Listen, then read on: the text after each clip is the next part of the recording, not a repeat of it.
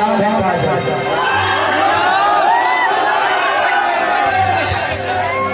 इनको हम हमारे दिल वो सो जाता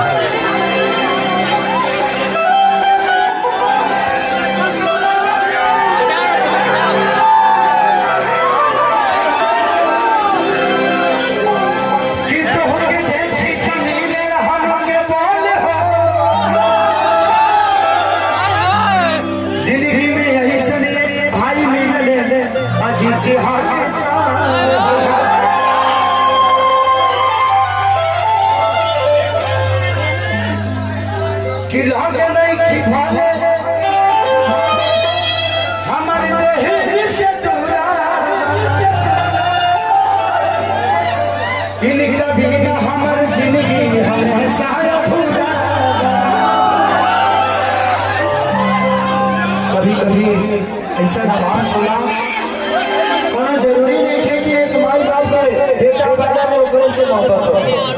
कभी कभी ऐसे प्यार हो जाला हमारे बाबूजी से हमसे प्यार बा लेकिन उतने प्यार कमलाकांत मिश्रा जी से हमने बेटा भी मानल अपन शिष्य भी मानल। उतने प्यार विजेंद्र गिरी, रामाशंकर यादव, कमलवास कुमार, मुनीब शाहनी जे भी एक विधा के गायक कलाकार बा सबसे उतने ही उनके प्यार बा जो अपने पिता से।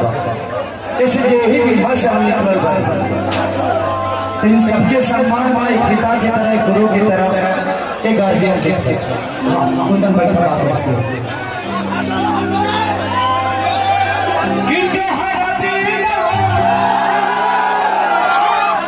मानिए अजीत भाई का लिखा हुआ गाना है जो कि सैया आरब मेले में मैंने एक हीरोइन फिल्म के लिए गाया है।